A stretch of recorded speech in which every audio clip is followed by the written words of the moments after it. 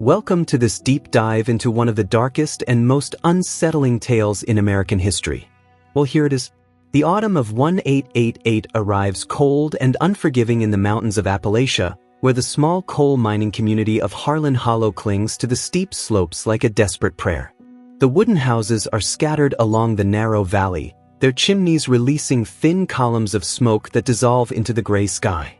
The constant sound of pickaxes echoes from the mine entrance, a rhythmic reminder that survival here depends on what can be extracted from the dark earth. The trees surrounding the village display their final autumn colors before winter strips them bare, creating a landscape of reds and golds that contrasts with the black coal dust coating everything. Sarah Abernathy arrives in Harlan Hollow on a Tuesday morning, carrying only a worn leather suitcase and a Bible so red that its pages separate from the spine. She is 19 years old, pale as porcelain, with dark eyes that seem to absorb all the light around them. Her black dress is simple but immaculate, and her hair is pulled back so tightly it seems to cause her pain. She comes from a convent in Virginia where she spent 3 years preparing to become a nun, but a scandal she refuses to discuss resulted in her expulsion just weeks before taking her final vows. The shame burns in her chest like hot coals, and the constant headaches that have plagued her since childhood intensify with each step she takes into this unknown community. The village receives her with the natural suspicion mountain people reserve for outsiders. Sarah has come to live with her distant aunt, Martha Gideon, a severe widow who runs a small boarding house for unmarried miners. Martha's house is the largest in Harlan Hollow, a 2-story structure with a covered porch where men sit in the evenings smoking pipes and discussing the day's work. The interior smells of lye soap, tobacco, and the perpetual stew that simmers on the wood stove. Martha makes it clear from the first moment that Sarah will earn her keep by cooking, cleaning, and washing the miners' clothes, work that leaves her hands raw and her back aching. The miners who lodge at Martha's house are hard men shaped by dangerous work and precarious lives. They speak little, eat quickly, and retire early to their shared rooms on the second floor. But they notice Sarah immediately, not for her beauty, which is austere and almost monastic, but for something in her presence that makes them uncomfortable. She moves through the house like a shadow, always with her eyes downcast, murmuring prayers under her breath as she works. When she serves dinner, her hands tremble slightly, and sometimes she stops mid-movement as if listening to voices no one else can hear. During her first week in Harlan Hollow, Sarah establishes a rigid routine. She wakes before dawn to pray for 2 hours in the small room she shares with 2 other women who work in Martha's kitchen. Her prayers are intense, almost violent in their fervor, whispered with such concentration that sweat beads on her forehead despite the autumn cold. She attends the daily mass at the small Catholic church that serves the predominantly Irish immigrant mining community, kneeling on the hard wooden floor until her knees bruise purple. Father Declan O'Malley, the elderly priest who has served Harlan Hollow for 15 years, notices her extreme devotion with a mixture of admiration and concern. The village women are less charitable in their observations. They whisper among themselves about Sarah's strangeness, her excessive piety, the way she seems to be performing her faith rather than simply living it. Elizabeth Hendricks, the blacksmith's wife and unofficial leader of the women's social circle, declares Sarah unsettling and advises her friends to keep their husbands away from the peculiar girl who prays too much. But it is precisely this excessive devotion that will become the foundation of everything that follows. The first incident occurs on a Saturday evening in late October. Thomas McCreary, a 40-year-old miner with a wife and 4 children, suffers a cave-in at the mine that traps him under fallen timber for 3 hours. When he is finally extracted, his left leg is crushed, the bone visible through torn flesh, and the company doctor declares amputation necessary to prevent gangrene. Thomas's wife, Agnes, is hysterical with grief, knowing that a one-legged man cannot work in the mines and that her family faces starvation. In her desperation, she comes to Martha's boarding house that evening, having heard that the strange niece who prays constantly might intercede with God on Thomas's behalf. Sarah is in the kitchen washing dishes when Agnes bursts in, tears streaming down her face, begging for prayers. Sarah's initial reaction is fear, her hands freezing in the dishwater, her breathing becoming shallow. But she sees in Agnes's desperation a mirror of her own shame and helplessness, and something shifts in her chest. She dries her hands carefully, takes Agnes by the shoulders, and leads her to the small chapel attached to the Catholic Church. There, by candlelight, Sarah prays over Thomas's fate with an intensity that frightens Agnes. Sarah's voice rises and falls in rhythms that seem almost trance-like, her body swaying, her hands gripping Agnes's so tightly that fingernail marks remain on the other woman's skin. Sarah speaks of suffering as purification, of pain as God's attention, of faith as the only medicine that matters. She prays for 3 hours straight without stopping, until her voice is hoarse and Agnes is exhausted from crying. The next morning, the company doctor arrives at Thomas's house prepared to perform the amputation. But when he removes the bandages to begin the surgery, he finds the swelling significantly reduced and no signs of infection setting in. The doctor, a pragmatic Scotsman named Robert Finch, decides to postpone the amputation for 24 hours to monitor the situation. By the following day, Thomas's condition has improved enough that Dr. Finch declares the leg might be saved after all with proper care and rest. Within 3 weeks, Thomas is walking with a cane, and within 2 months, he returns to light work at the mine. The community's reaction is immediate and electric. Agnes McCreary spreads the story of Sarah's prayers throughout Harlan Hollow with evangelical fervor, declaring that the strange girl has a direct line to God's ear.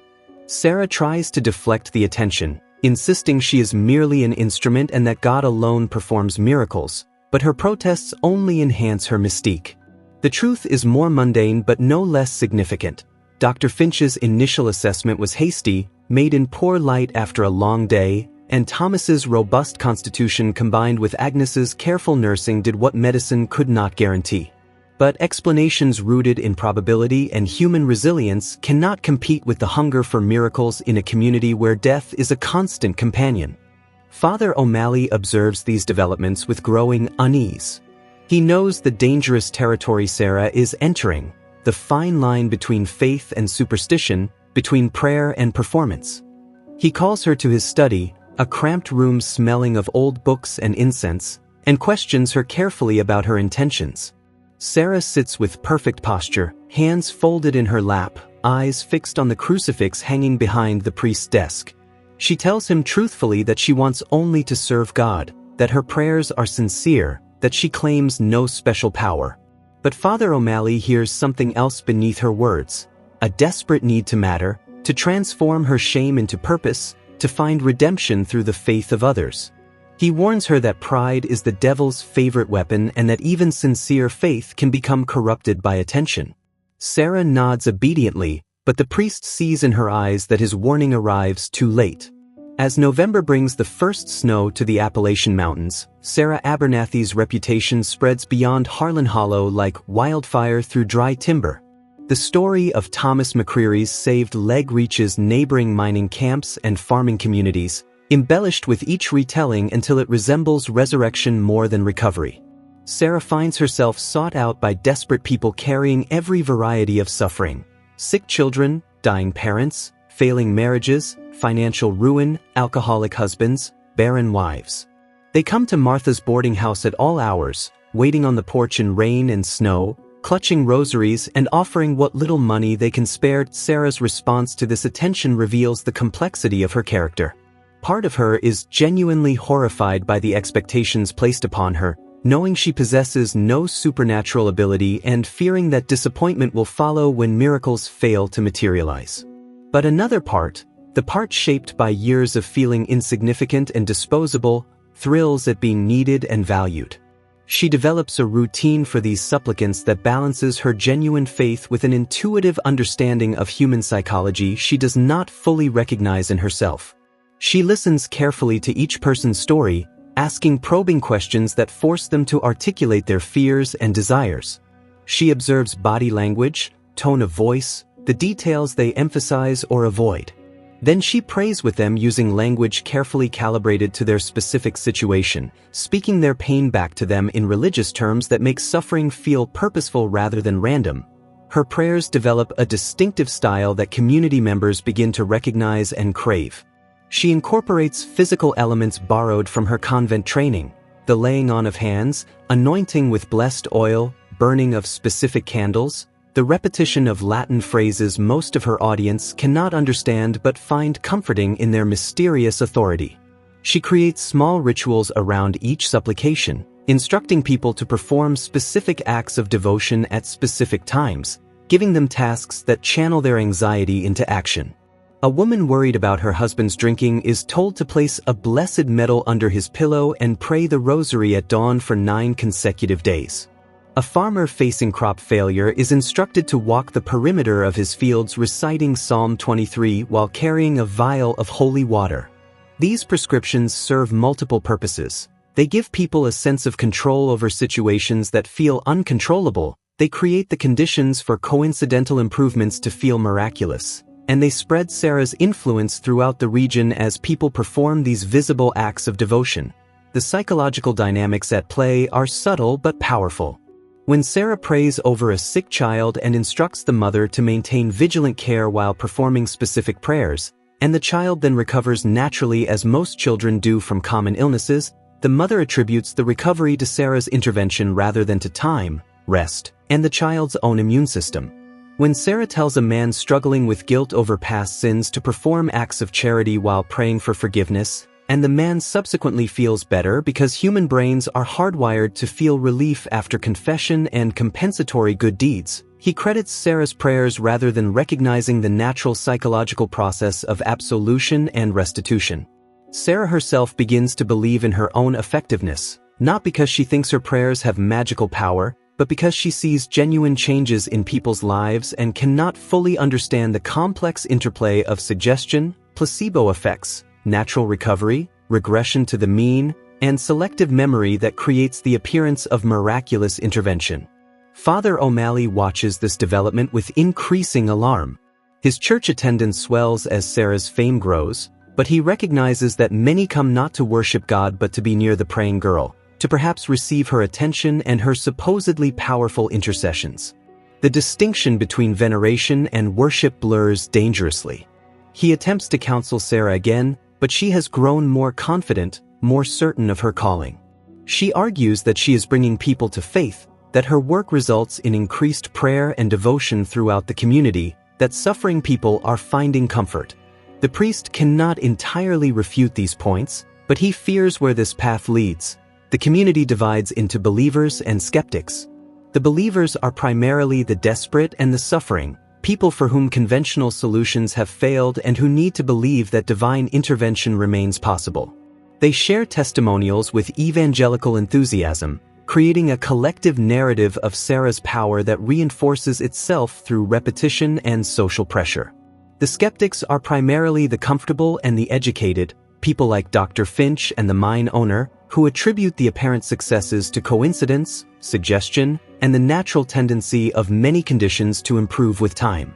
But skepticism struggles against hope, especially in a community where death and hardship are constant threats and where traditional religious authority offers comfort but not the personal attention and customized rituals that Sarah provides. Martha Gideon's boarding house becomes a pilgrimage site. The miners who live there find themselves displaced by a constant flow of visitors seeking Sarah's prayers.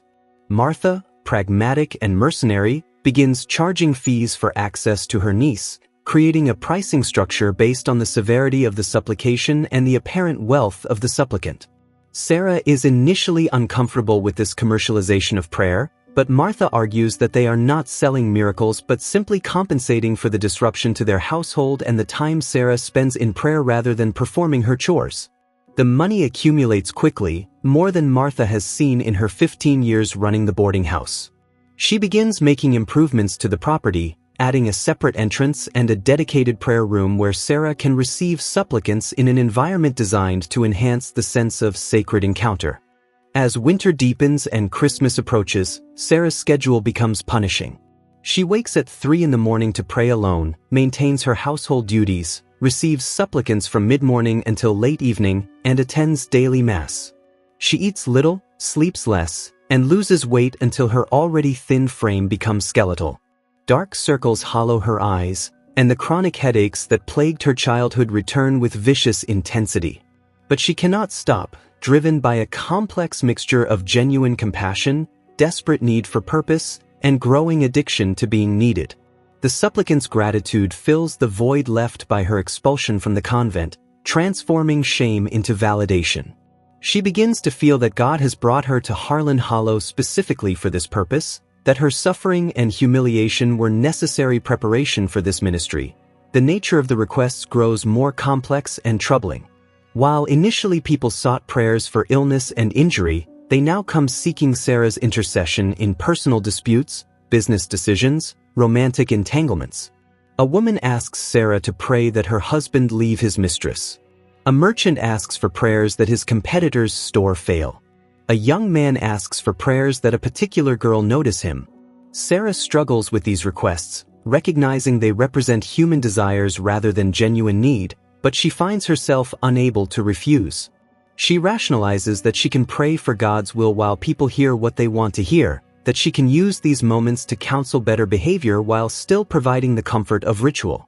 But the line between spiritual guidance and manipulation grows increasingly unclear. Her most devoted follower emerges as James Whitmore, a 26-year-old mine supervisor who lost his wife and infant son to fever the previous spring. James's grief is absolute and paralyzing, leaving him unable to eat, sleep, or function beyond the minimum required for work. He comes to Sarah in early December, rail-thin and hollow-eyed, speaking mechanically about his lost family. Sarah recognizes in him a kindred desperation, a person whose identity has been shattered by loss and shame. She prays with him differently than with others, matching his emotional frequency, speaking about suffering not as something to be overcome but as something to be inhabited and transformed. She gives him specific tasks designed to externalize his grief. He must write letters to his dead wife and son and burn them at dawn. He must visit their graves daily and speak aloud his regrets and love. He must perform acts of charity in their names. These rituals do not erase his grief, but they provide structure and purpose, channeling overwhelming emotion into concrete action. James becomes Sarah's shadow and protector, accompanying her when she travels to pray over people in their homes, managing the crowds that gather at Martha's boarding house, defending her against skeptics and critics. His devotion is absolute and unsettling, transforming from gratitude into something approaching worship. He speaks of Sarah as if she is a saint, attributing to her wisdom and power she does not claim. Sarah is simultaneously uncomfortable with his intensity and dependent on his support, recognizing that his organizational skills and fierce loyalty enable her ministry while worrying about the psychological implications of his attachment. She tries to redirect his devotion toward God and away from herself, but James seems incapable of separating the two, experiencing Sarah's prayers as the manifestation of divine attention. As Christmas approaches, Father O'Malley decides he must act.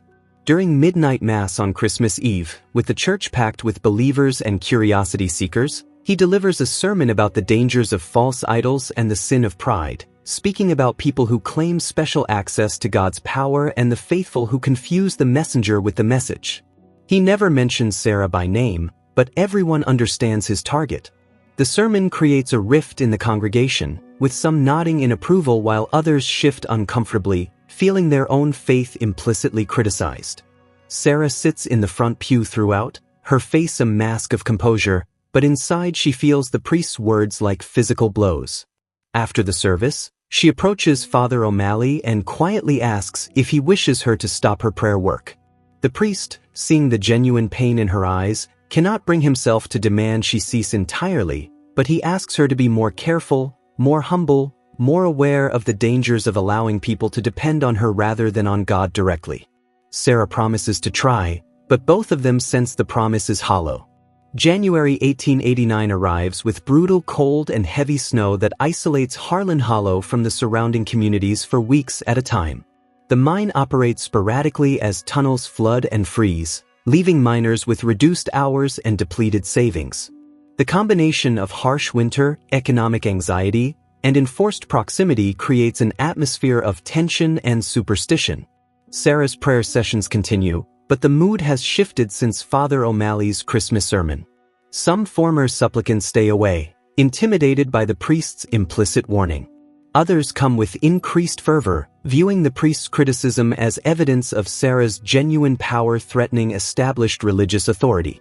The division in the community deepens into something approaching a schism, with families and friendships fracturing along lines of belief regarding Sarah's ministry.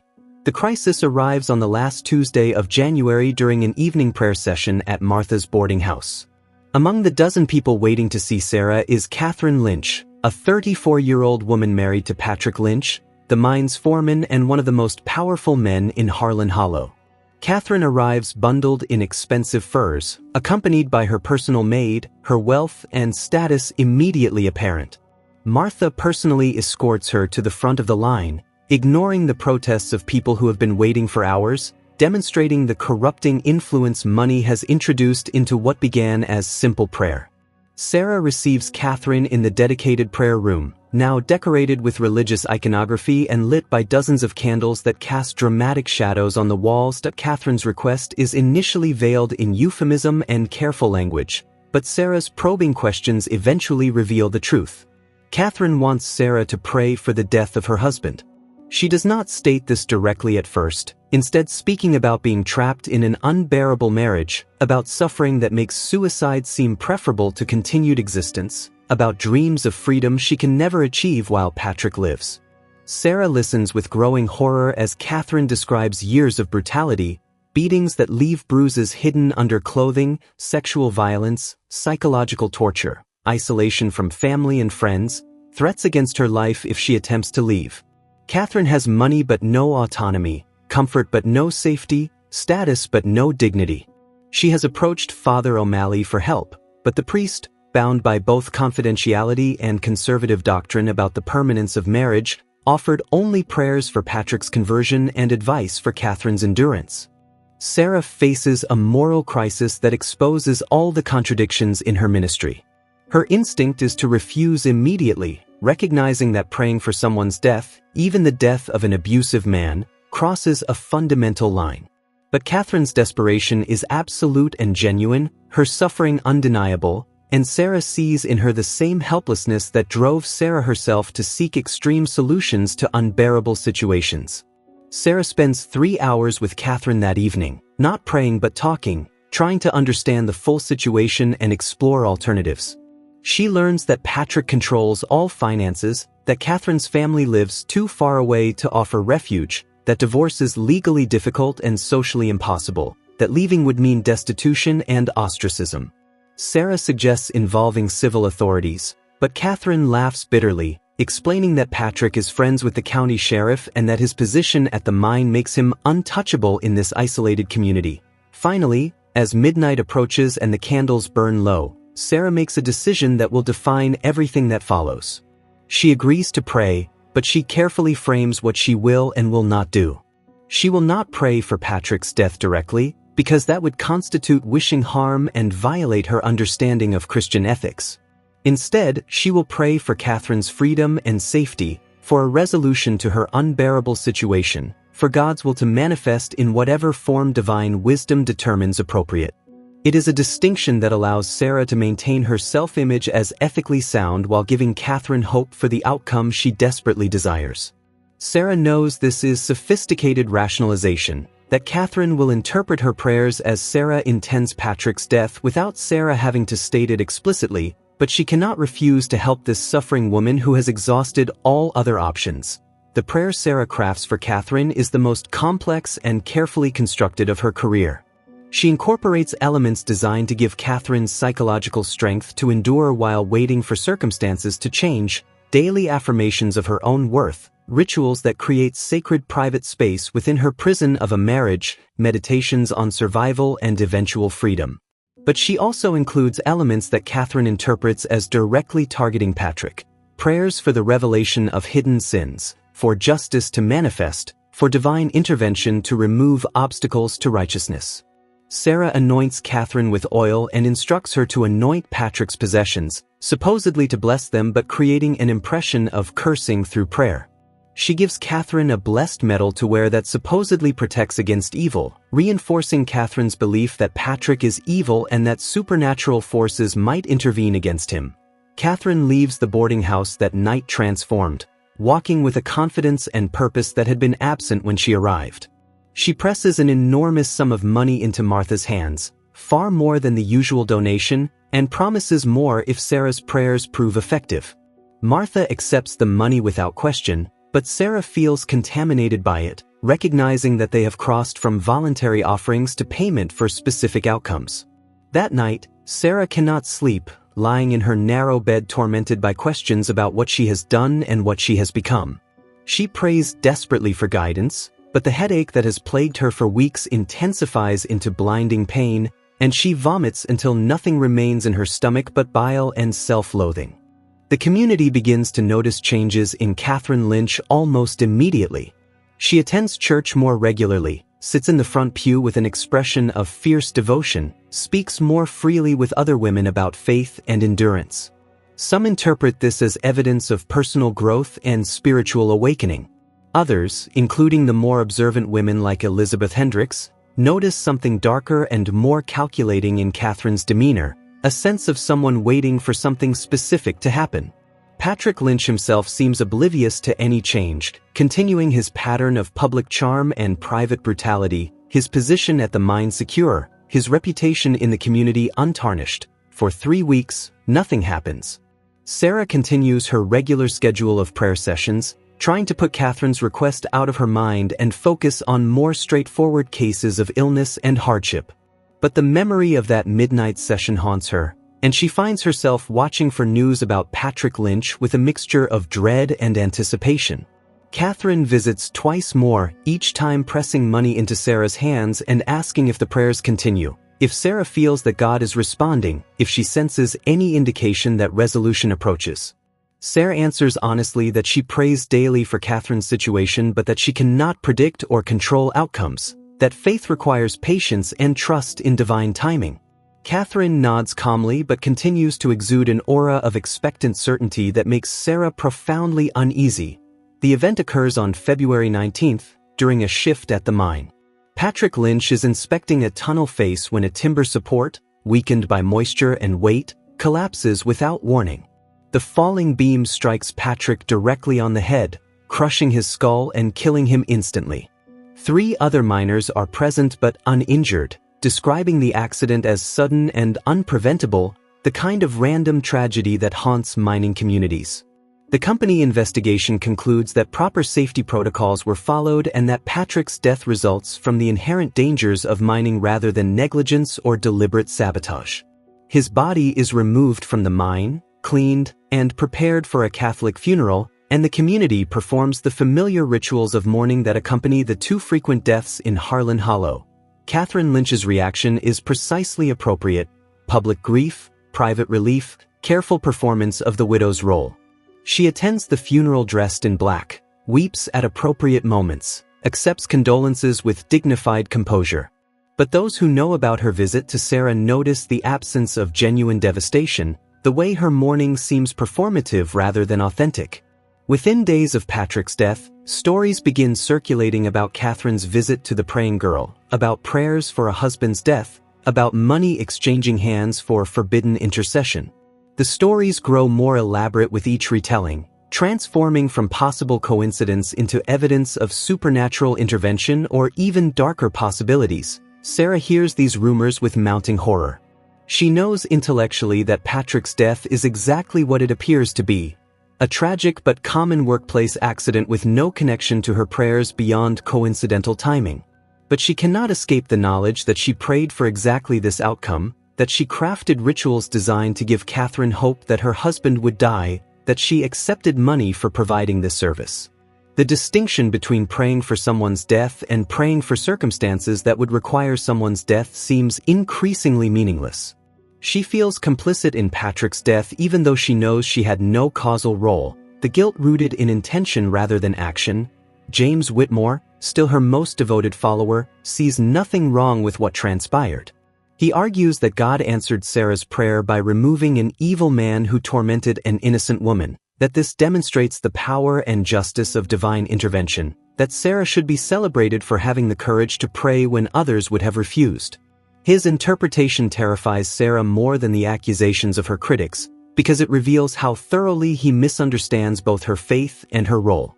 She tries to explain that she did not pray for Patrick's death, that the accident is coincidence, that claiming credit for someone's death is blasphemous regardless of that person's character. But James cannot or will not hear these distinctions, so convinced is he of Sarah's special status that he interprets everything through the lens of supernatural power. The community's reaction divides sharply.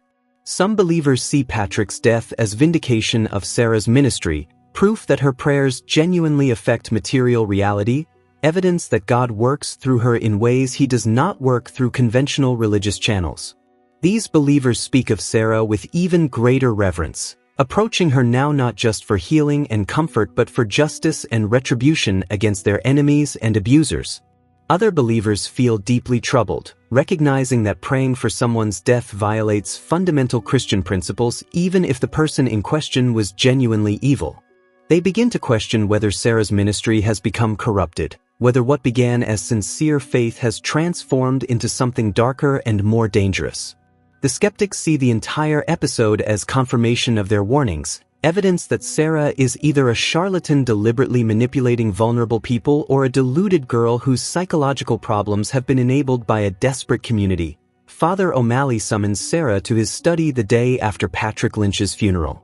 The meeting is tense and painful, with the priest questioning Sarah carefully about her session with Catherine, about what prayers were said and what promises made. Sarah answers truthfully but defensively, insisting she prayed only for Catherine's freedom and safety, never explicitly for Patrick's death, that the accident is tragic but unrelated to her prayers. Father O'Malley listens carefully, and Sarah can see him struggling between his role as spiritual authority and his genuine affection for this troubled young woman who has brought so much complexity to his parish. Finally, he tells her what she already knows, that intention matters even without causal connection, that accepting money to pray for outcomes rather than guidance compromises the purity of prayer, that allowing people to view her as more than a faithful intercessor borders on heresy. He does not order her to stop her ministry, knowing he lacks the authority to do so and that prohibition might make her a martyr, but he strongly encourages her to reconsider her path before consequences become more severe. Sarah leaves the priest's study feeling more isolated than at any point since arriving in Harlan Hollow. She recognizes the truth in Father O'Malley's warnings but feels trapped by circumstances largely beyond her control. The community's expectations, Martha's financial interests, James's devotion, and her own desperate need for purpose have created momentum she cannot easily stop. Moreover, she remains genuinely convinced that much of her work helps people, that the comfort and hope she provides have real value even if the mechanism is psychological rather than supernatural. She decides to continue but with greater caution, refusing requests that involve harm to others and emphasizing more strongly that she possesses no power beyond faithful prayer. But the damage is done. The forbidden prayer has transformed Sarah's reputation from holy to dangerous, from blessed to cursed. The name that people increasingly use when speaking of her reflects this shift, no longer the praying girl but the death prayer woman, the one whose intercessions prove too powerful for ordinary faith. Sarah hears this new title and feels the walls of her self-created prison closing in around her, knowing that she has become something she never intended and cannot easily escape. March arrives with early thaw turning the frozen ground to mud that swallows boots and wagon wheels. Harlan Hollow emerges from winter's isolation as supply wagons resume regular routes and news from the wider world filters back into the valley. Among this news is a story from a mining camp 40 miles south where a self-proclaimed prophet has been arrested for fraud after promising miraculous cures in exchange for money and then fleeing when patients worsened and died. The story circulates through Harlan Hollow with obvious implications for Sarah's ministry, with skeptics drawing explicit parallels and believers defending her as genuinely faithful unlike the fraudulent prophet. The comparison forces Sarah to confront uncomfortable questions about the nature of her own work and whether the sincerity of her faith absolves her of responsibility for the beliefs she has cultivated in others. The requests that come to Sarah now reflect her changed reputation. While she still receives supplicants seeking prayers for illness and misfortune, she increasingly encounters people requesting intercession against enemies, prayers for competitive advantage, appeals for divine punishment of those who have wronged them. A merchant asks her to pray that his rival's business fail. A woman asks her to pray that her husband's mistress suffer misfortune.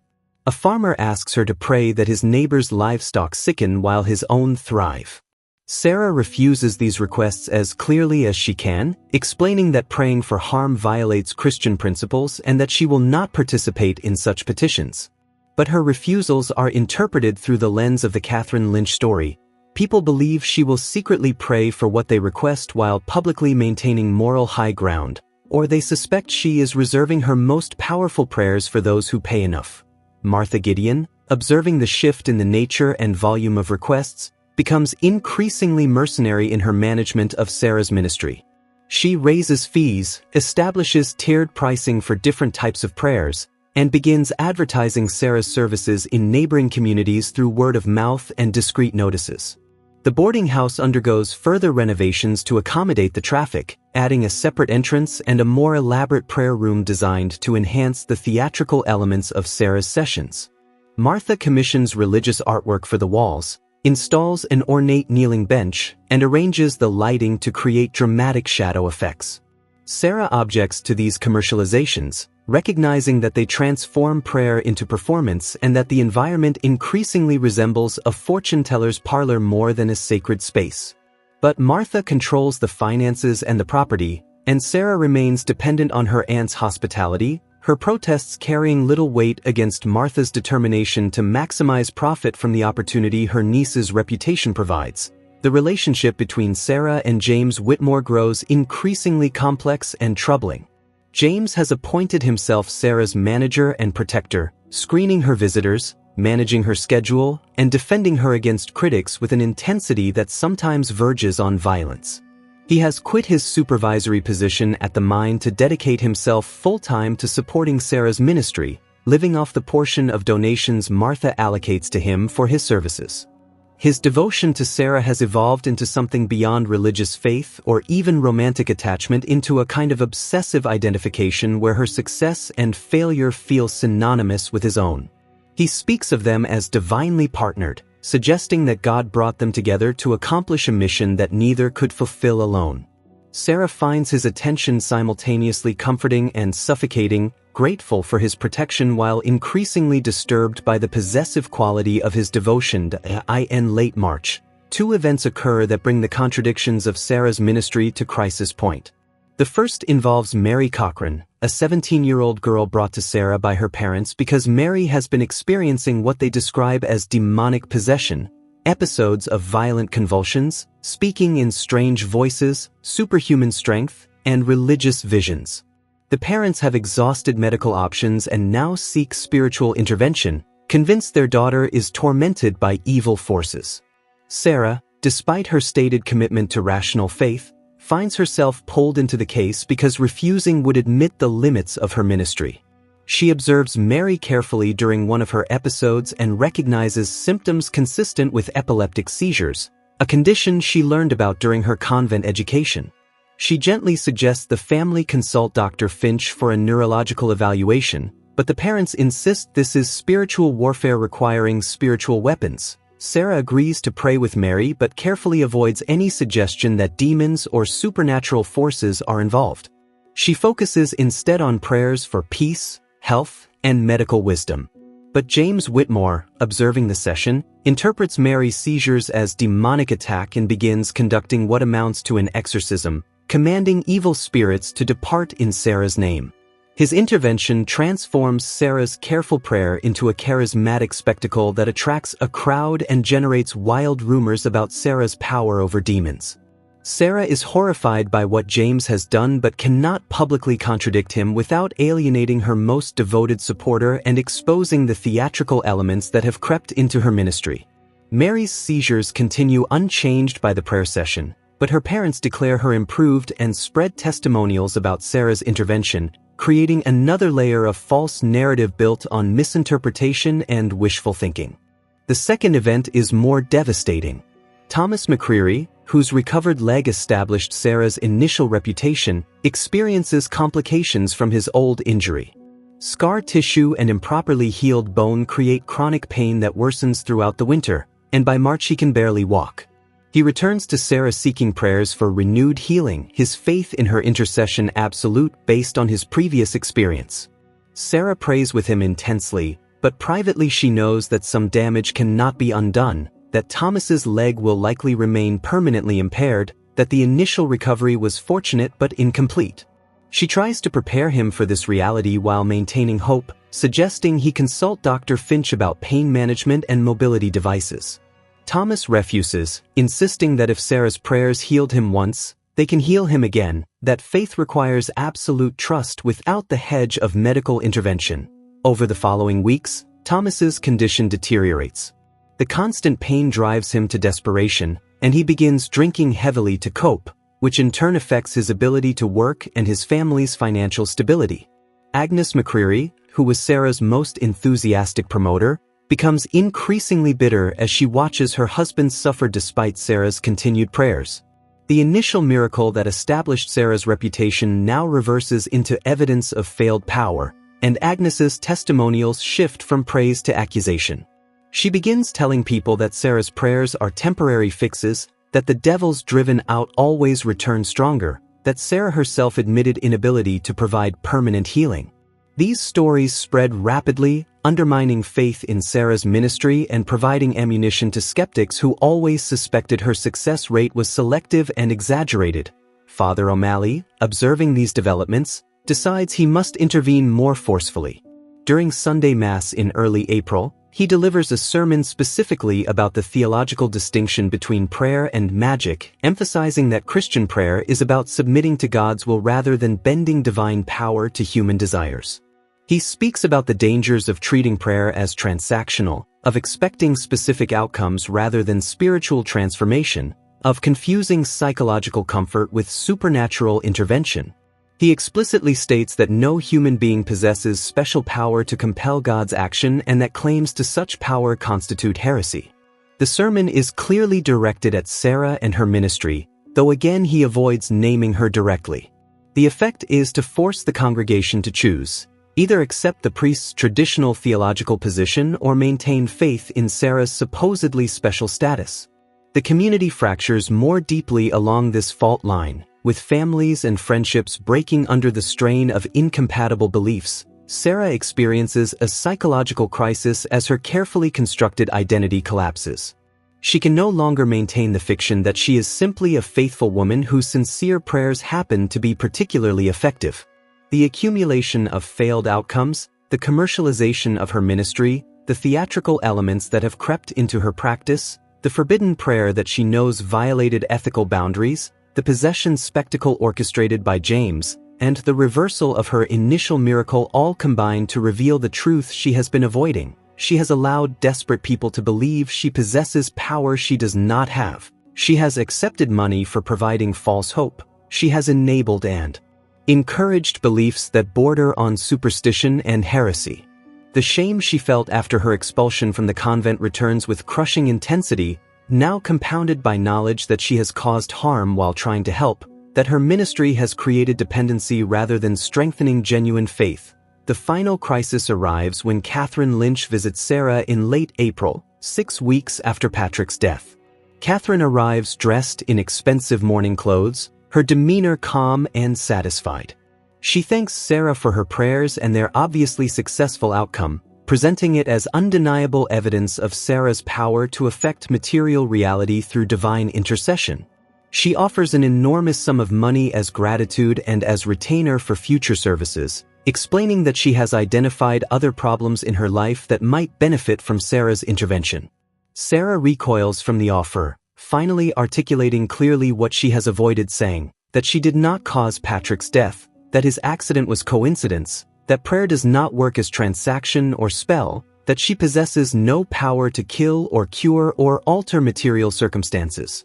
Catherine listens to this confession with a smile that suggests she interprets it as false humility or protective denial, insisting that Sarah should take credit for liberating her from an unbearable marriage. The conversation reveals to Sarah the full extent of what she has created, a mythology of supernatural power built on coincidence, selective memory, wishful thinking, and psychological manipulation that she cannot now dismantle without destroying the faith of everyone who has depended on her. She realizes that telling the truth will be interpreted as either humility or betrayal, that believers will either dismiss her confession as false modesty or condemn her as a fraud who took their money under false pretenses. She sees no path forward that does not involve either continuing the deception or facing the community's rage at having been deceived. The trap she has built closes completely, leaving her isolated and desperate in the prison of her own reputation. James Whitmore finds Sarah in the prayer room late that night, sitting alone among the extinguished candles. She tells him everything, that she possesses no special power, that the apparent miracles are coincidence and psychology, that she has allowed people to believe false things because she needed their faith to give her life purpose and meaning. She expects James to be angry or disillusioned, but instead he dismisses her confession as a crisis of faith, insisting that she does not understand her own power, that God works through her whether she recognizes it or not, that her humility in denying her gifts only proves their divine source. His refusal to hear her truth is perhaps more devastating than accusation would have been, revealing that even her most devoted follower sees her not as she is but as he needs her to be. Sarah makes her decision in the pre-dawn hours. She packs her small suitcase with the few possessions she brought to Harlan Hollow, writes a brief letter to Martha explaining only that she is leaving, and walks out of the boarding house before anyone wakes. She leaves behind the money Martha has been accumulating, wanting no part of profit from false hope. She walks through the sleeping village toward the road that leads out of the valley, intending to disappear into the anonymous poverty that awaits women without resources or references in 1889 America. But as she reaches the edge of Harlan Hollow, she encounters Father O'Malley beginning his morning walk. The priest takes in the situation immediately, the suitcase, the haunted expression, the flight before dawn. They talk for over an hour beside the road as the sun rises over the Appalachian Mountains. Sarah confesses everything with the same thoroughness she brought to her ministry: the careful construction of rituals, the manipulation of psychology and suggestion, the acceptance of money for false promises, the forbidden prayer that makes her feel complicit in a man's death even knowing she had no causal role. Father O'Malley listens without interruption, and when she finishes he tells her several truths she needs to hear. He explains that she has committed no supernatural sin because supernatural power does not exist outside God's direct will, that her error was not practicing magic but allowing people to believe she possessed it. He acknowledges that she has caused harm through deception but notes that she also provided genuine comfort to suffering people, that the psychological effects of her attention and rituals had real value even if the mechanisms were misunderstood. He tells her that fleeing will solve nothing because she cannot escape herself, and that running from consequences leaves others to deal with the wreckage of collapsed faith. Father O'Malley offers Sarah an alternative: stay and tell the truth, not dramatically or publicly, but quietly and personally to those most affected by her ministry. Explain the psychology behind the apparent successes, acknowledge the harm caused by false hope, return what money can be returned, and dedicate herself to genuine service without performance or pretense. It will be difficult and humiliating, and many will hate her for destroying their miracles. But it offers the possibility of redemption through honest reckoning rather than through flight into anonymous obscurity. Sarah considers this proposal as the sun illuminates the valley she has so profoundly affected, recognizing that the priest offers not forgiveness but something more valuable: a path towards self-forgiveness through accountability and repair. Sarah returns to Harlan Hollow and begins the slow, painful process of dismantling the mythology she created. She starts with Catherine Lynch, explaining clearly that she had no role in Patrick's death and that taking credit for it would be both blasphemous and false. Catherine reacts with fury, calling Sarah a coward and fraud, but eventually the anger subsides into acknowledgement that she needed to believe in supernatural intervention because accepting the randomness of her liberation was too psychologically complex. Sarah continues through the list of her most significant cases, having difficult conversations that force both her and her former believers to confront the gap between what they believed and what actually occurred. Some accept these revelations with relief, glad to release the burden of supernatural explanation. Others remain furious at having their miracles dismantled, their faith exposed as wishful thinking. A few, like James Whitmore, never accept the truth, maintaining until the end that Sarah's denial of her power is itself evidence of supernatural humility. The community's reaction is complex and varied. Some demand Sarah leave immediately, viewing her continued presence as an insult after her confession of deception. Others recognize that calling it deception oversimplifies what occurred, that Sarah herself was caught in a web of mutual misunderstanding and desperate need. Dr. Finch publicly states that while Sarah's ministry was based on misunderstanding of natural healing processes, she did less harm than many medical charlatans who peddle dangerous cure-alls, and that the placebo effects of her attention and rituals may have had some therapeutic value. The Presbyterian and Methodist ministers in neighboring communities use Sarah's story as cautionary tale about Catholic superstition, which infuriates Father O'Malley but also helps him articulate a more theologically sound position on prayer, suffering, and divine intervention. Martha Gideon responds to Sarah's truth-telling by evicting her from the boarding house, less from moral outrage than from recognition that Sarah's confessions have destroyed her profitability. The flood of supplicants stops immediately, replaced by a trickle of curious gawkers and angry former believers demanding money back. Martha returns what money remains after subtracting rent, expenses, and her own fees, leaving Sarah with a small sum but nowhere to live. Father O'Malley arranges for Sarah to stay in the church's small cottage reserved for visiting clergy, a gesture that creates controversy but which the priest defends as Christian charity toward the repentant. Sarah spends the late spring and summer of 1889 working as a laundress and sometimes assisting Dr. Finch with basic nursing care, accepting the humblest work available and making no claims to special status or calling. She attends daily mass but sits in the back pew and speaks to no one, her presence both reminder of her failed ministry and testament to her willingness to face consequences rather than flee. She writes letters to the convent in Virginia, attempting to explain what happened and seeking forgiveness if not reinstatement, but receives no reply. The silence feels appropriate, a continuation of the isolation that has defined her adult life. Thomas McCreary's condition eventually stabilizes through a combination of Dr. Finch's treatment, reduction in drinking, and acceptance that his leg will never fully heal. Agnes McCreary makes uneasy peace with Sarah, acknowledging that Sarah never claimed to be a miracle worker even if Agnes needed to believe in miracles. The conversation is painful for both women, but it represents the kind of mutual forgiveness that becomes possible when supernatural explanations give way to human understanding of suffering, hope, and disappointment. By autumn, Sarah makes a final decision about her future. She has received a letter from a Catholic charity in Philadelphia seeking workers for a hospital serving the city's poorest residents. The work is difficult, the pay minimal, and the setting far from any possibility of spiritual authority or special status. Sarah accepts the position and prepares to leave Harlan Hollow, this time not fleeing but departing with Father O'Malley's blessing and her own clear-eyed understanding of who she is and what she is capable of. Before leaving, she performs one final act. She gathers the remaining believers who still view her with reverence and tells them clearly and explicitly that she has no special power, that all apparent miracles were coincidence or natural healing, that their faith should be directed toward God through proper religious channels rather than through supposed holy individuals.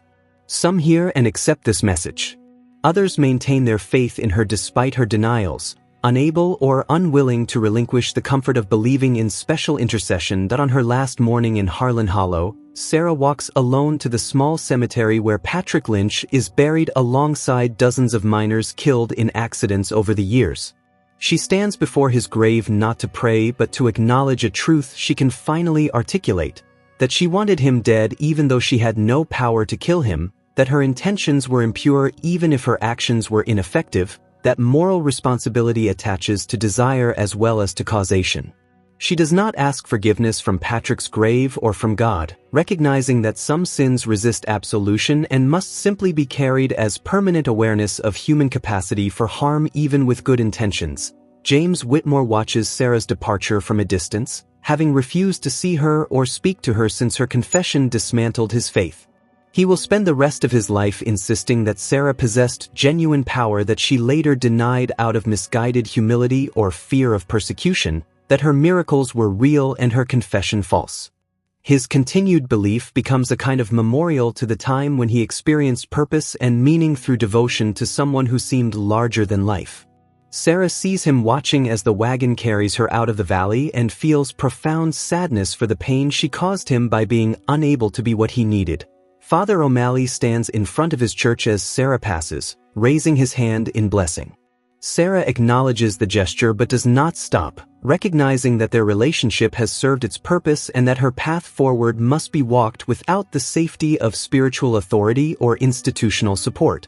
She leaves Harlan Hollow with no illusions about redemption or transformation, understanding that she will always be the woman who allowed desperate people to believe in false miracles because she needed their faith to validate her existence. But she also leaves with determination to do actual good in the world through humble service rather than through performance of holiness, to ease suffering through practical care rather than through theatrical prayer, to accept her permanent status as someone who failed profoundly while trying to help. The story of Sarah Abernathy becomes local legend in Harlan Hollow, told and retold with variations depending on the narrator's perspective. Some versions paint her as fraud and charlatan who cynically exploited the faithful. Others describe her as deluded girl whose mental instability was mistaken for holiness.